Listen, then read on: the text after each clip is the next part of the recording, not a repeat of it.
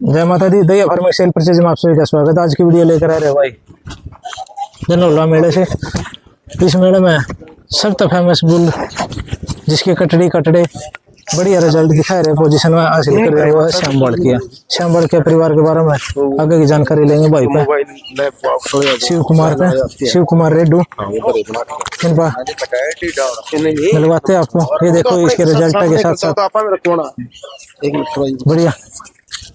नमस्कार भाई साहब। नमस्कार भाई साहब। ठीक हो? बढ़िया भाई साहब। पहले अपने बारे में बताओ।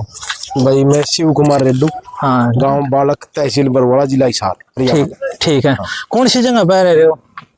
आप आज धनौला मेले जो बीएफपी का मेला लग गया हुआ ना, धनौला मेले के अंदर आए हुए हैं भाई। हाँ। और 4 तारीख को आए थे यहाँ पर। ठीक है। और आज तीसरा दिन है मेले का। ठीक है। और भाई स्टार्टिंग में जो सबसे काफ रैलियां हुई थी, हाँ, वहाँ शाम की जो 1 साल की कैटेगरी है वहाँ पर पहले जो स्थान है वो भी श्याम की कट्टी ने लिया। ठीक है। तीसरा स्थान है वो भी श्याम की कट्टी ने लिया।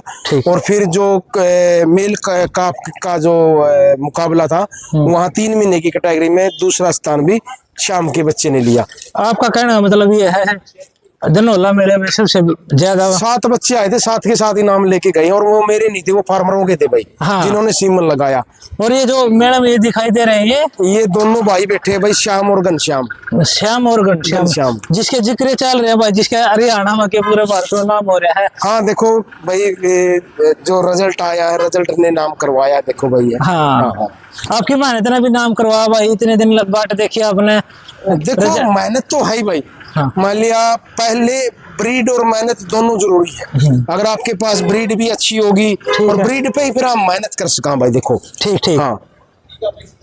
जैसे कि अगर कोई नाम होने के बाद बुल जल्दी बेच दे है ना, वो गलती आपने नहीं करी। नहीं करी। बुलबुल नहीं भाई, जो इसकी मां ने 2008 में 26 किलो का रिकॉर्ड बना था मेरा काम में। 2008 में उस टाइम भी इसकी माँ के बहुत अच्छे रुपये लग रहे थे। ठीक है। तो रिश्तेदारों ने भी कहा था कि इतनी महंगी भैंस कर नहीं रखनी चाहिए। ठीक है। तो मैंने मेरे फादर साहब का मैं शुक्र मनाऊंगा कि उसने कहा मोल नहीं लेके आए यहाँ। ठीक है। हम नहीं बेचांगे। अगर उसी टाइम मेरे पास ये उसकी माँ चली जाती तो आज नाम वो श्याम था, नाम है यहाँ था। उसके बाद फिर श्याम की भी कीमत लगी थी 25 लाख रुपए। उस टाइम भी लोगों ने बोला था कि उस टाइम देखो भाई 4-5 साल पहले 25 लाख रुपए में 1 किला आता था। ठीक है। तो 1 किले का रस्सा फड़े घूम रहा था। हाँ।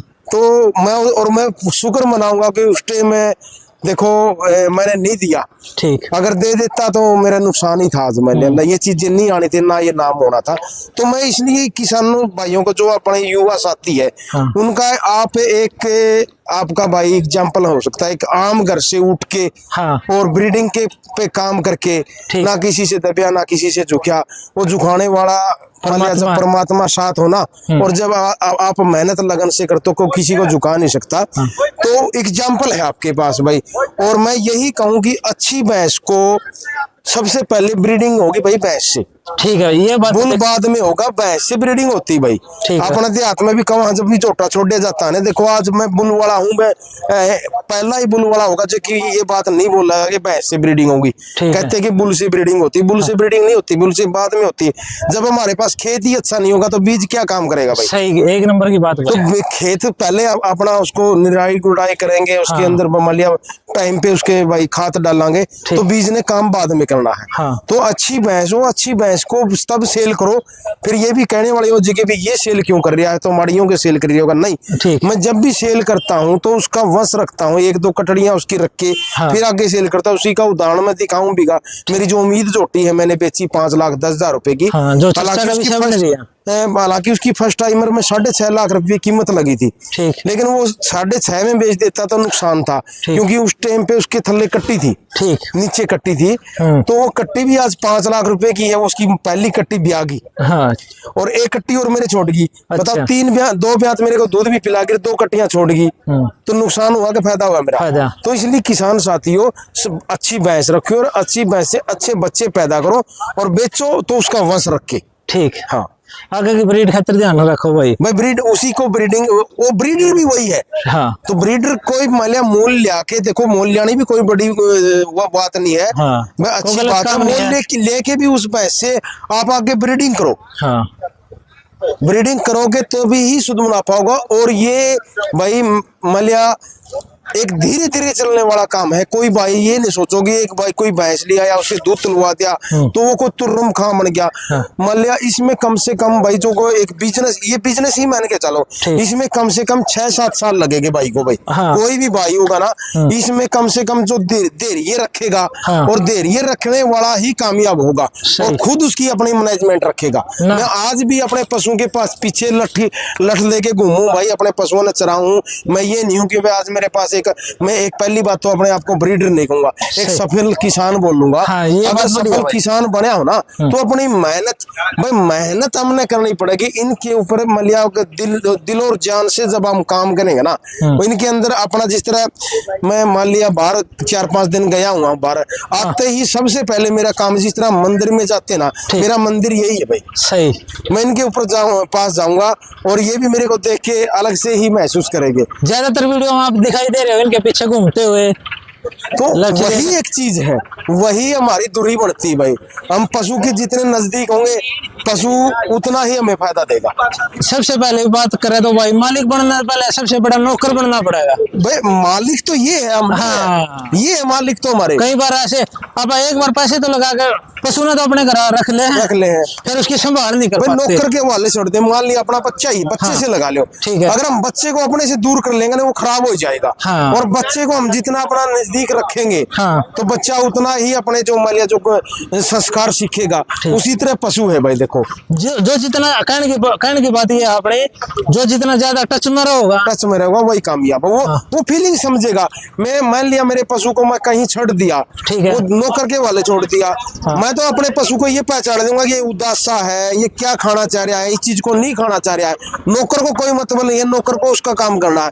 अगर बीमार भी है वो तो कब बताएगा। मान लिया पशु को बिल्कुल डैमेज हो जाएगा, और लेकिन मालिक उसकी फीलिंग को समझ जाएगा। अगर भाई ये आज कुछ दिक्कत में है कि ना है, और वो तुरंत गौर करेगा उस चीज की। ठीक आपका कहने का मतलब ये है, अगर आप चुवाई भी कर रही है भैंस की तो होने चाहिए तो लगातार डेली की भैंस, ना दिन में एक बार तो सुबह या शाम मालिक ने जरूर करनी चाहिए। देखना पड़ेगा उसको, देखेगा तभी वो होगा।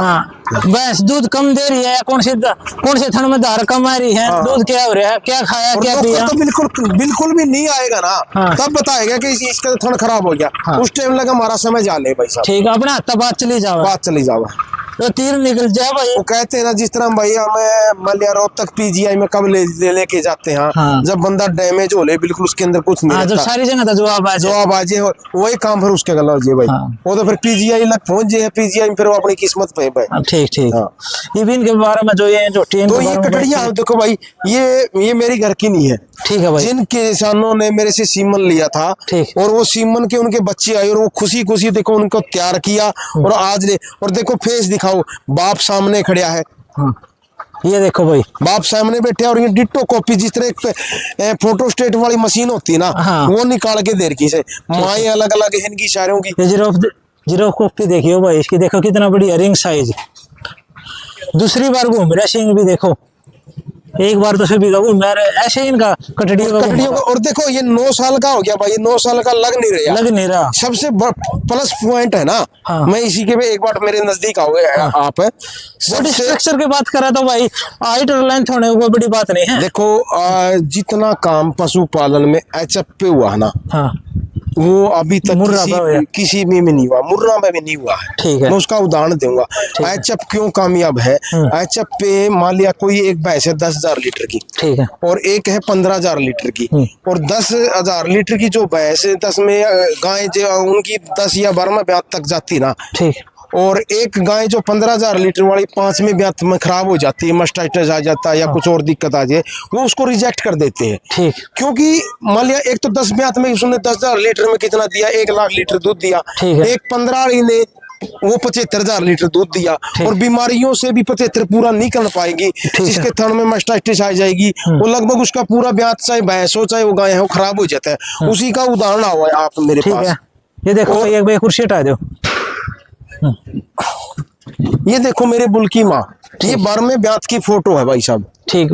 और अभी 16वीं बार उसने बच्चा दिया है, अपने पास है, मेरे पास ही है। ये देखो और 16वीं बार भी उसका वही थन है, वही बॉडी तो देखो बॉडी होगी तो बॉडी में तो चेंज आ गया, लेकिन जो ऑर्डर की शेव है ना वो आज भी चोटियों के समान ली हुई है। यही तो बात तो कहने का मतलब है सीधे वो 16वें ब्याह तक क्यों पहुंची है। 16वें बाद उसके अंदर ना कोई बीमारी आई होगी, ना उसके कभी मास्टाइटिस हुई होगी, ना कभी पीछे की शिकायत हुई होगी, तभी वो 16वें ब्याह तक गई है। और फिर आती है वो भैंस ने आगे मलिया, मेरे भैंस ने 26 किलो दूध रिकॉर्ड करवाया हुआ भाई, मैंने इसके 4 बुल तो पाल लिए। बेटी में एक भी लेके नहीं आया। जिस बुल की बहन दूध पे नहीं आई, मान लिया मेरी बुल की जोटी ने 20 किलो दूध दे दिया, मैं उसको कोई बड़ी बात नहीं मानता। ठीक है, क्यों नहीं मानता? हो सकता कि उसकी कटड़ी की माँ इतनी अच्छी हो। एक नंबर की दर्शक साथियों, ये सोचने की बात है, ब्रीडिंग का अहम सवाल और पॉइंट है। ये वीडियो में भाई आज मेले के अंदर 24 किलो दूध निकाल दिया। श्याम बालके की बुल की देखो 24 किलो, कोई मायने नहीं है जब तक उसकी बहन ने दूध नहीं निकाला, क्योंकि डायरेक्ट गर्भ से बहन भी आई है और भाई भी आया है। बहन में आपको दिखाई नहीं दी और भाई 3 और दिखाई दे दिए, तो वो से मेरा हो तो किसी कांटा मार दो भाई उसके। देखो भाई, यह बात नोट करने की है भाई ने, कितने गजब की बात कही है। अरे एक दर्शक ने यह बात नोट करनी है भाई, नोट करनी। अगर फिर उदाहरण के तौर पर देखो इसकी बहन, देखो इसके थन क्वालिटी देखो माँ की, वही देखो आई है कि नहीं है। ये फर्स्ट टाइमर की फोटो है भाई साहब, ठीक है। और इसकी 17 किलो 740 ग्राम की लाइव मिल्किंग हुई है। एनडीडीपी रिकॉर्डिंग इसकी 3600 लीटर के आसपास है। और फिर देखो माँ ने बेटी में दे दिया, फिर क्या बेटे की बेटियों में यानी पोतियों में गई है कि नहीं है। उदाहरण के तौर पर फिर आओ, ये देखो आप जूम करके दिखाओ, ये इसकी पोती है, इसकी यानी बुल की बेटी है। ये जो बात, तो वही देखो थन, वही बॉडी, वही स्ट्रक्चर, सारा मान लिया तीसरी जो जीन है वो डोमिनेट हो रहे हैं कि ना हुए हैं, वो आप सिलेक्ट करके बताओ। जेनेटिक है ये, दाने आने। शाम की जो कटड़िया मैं लगभग आप दिखा रहा हूँ सभी को, अगर वो आप देखोगे ना वो हूबरू वो अपनी दादी के ऊपर जाती है, चाहे माँ कैसी हो। उदाहरण के तौर पे आप देख लो सामने बैठी है, ये देख सको आप। ठीक, माएँ तीनों की अलग अलग है, किसी का सिंग बड़ा भी होगा, किसी का छोटा भी होगा, लेकिन आपको फेस से देख लो बिल्कुल कार्बन कॉपी निकाल के दे रही है। हाँ, ऐसे बात करें तो इसके भाई की, हाँ वो भी सामने बैठे, मैंने 3 बच्चे दिखाए मेरी भैंस के।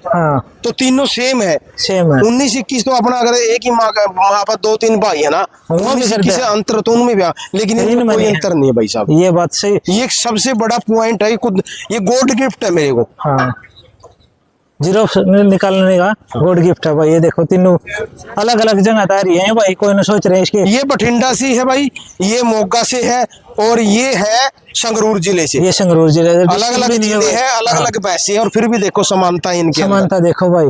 कोई न कोई नहीं, एक भैंस तारी है, हम उम्र है एक भैंस, तो तीनों एक साथ पैदा नहीं हो सकते, तीनों कीरियां हैं। ठीक है ना।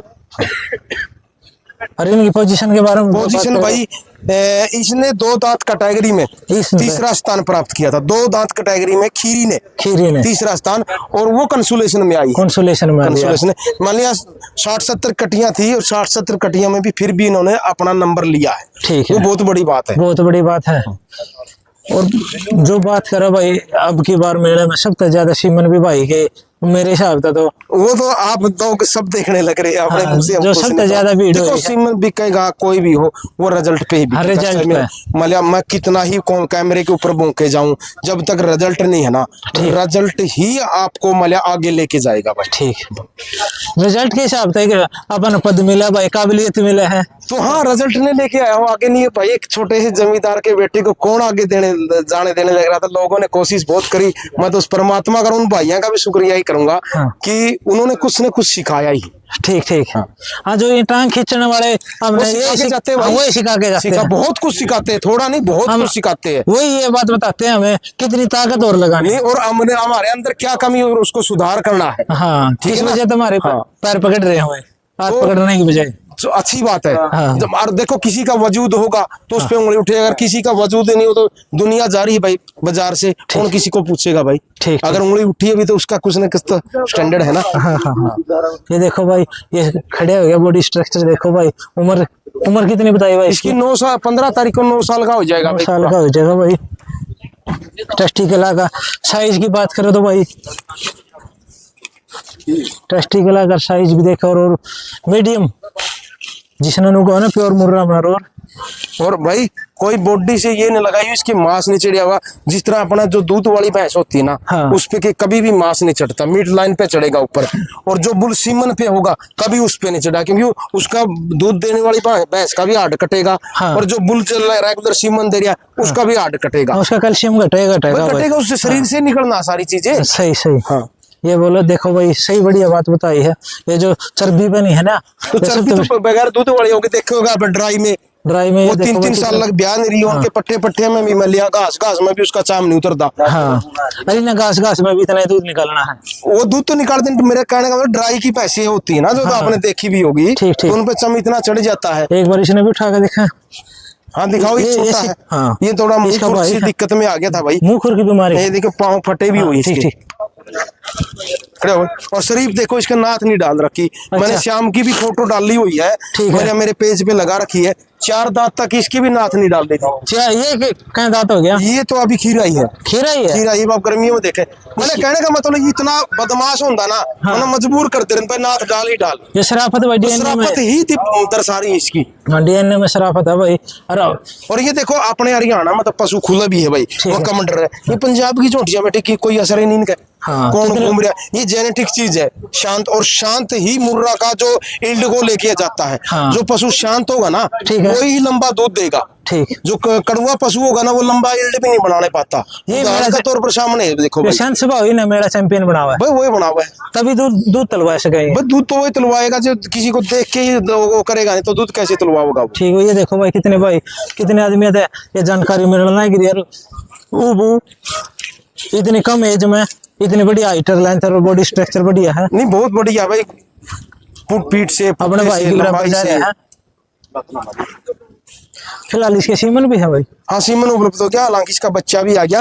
और इस शाम ने भी पहले ही कटड़ी दी थी और परमात्मा की दया से इसकी भी पहली कट्टी आ गई। ठीक है। हाँ ये देखो भाई अंकल जी सवाल कर रहे थे, वो सवाल का जवाब। हाँ जी बाबा जी। हाँ। पूछो जी। हाँ कोई नहीं पूछ लो वीडियो के बीच में। ये बच्चे पूछ देने जी, बच्चे। हाँ बाबा जी उसी जोटे के 3 कटियां हैं और तीनों अलग अलग जिले की है, पंजाब की है, मेरी नहीं है। जो भाई आपकी तरह मेरे पहले सीमन लेके गए थे ना, उन्होंने अपने घर सीमन लगाया और फिर ये कटड़ियां लेके आए। और हर आदमी, आप भी मेरे से कहीं सवाल पूछोगे कि भाई कोई कट्टी मिल जाएगी हरियाणा में, आप ये कहते हो ना। मैं उनको यही कहा कि कट्टी अपने घर लो, चंगी कट्टी कोई नहीं सेल करता, ना किसी से लेना भाई। 2 रख लो 3 रख लो, नस्ल दी। ये देखो वो सीमन लेके गए, उनके घर अच्छा बच्चा आया, वो खुशी खुशी इनकी सेवा भी करी। और सेवा करी तभी यहाँ लेके आए, और यहाँ लेके भी कुछ न कुछ और लेके गए। वो चंगे पशु की सेवा करने भी जी करता, वो अपने आप ही कराऊंगा, डंगर ही कराऊंगा। हाँ इसके सारे के सारे। हाँ ये तो 2.25 साल का ही। एक घनश्याम है और ये श्याम है, ये घनश्याम है। चलो इसी के साथ भाई आपको मिलकर बढ़िया मिला, बढ़िया नॉलेज दिया भाई, बढ़िया जानकारी दी भाई साहब ने। नमस्कार।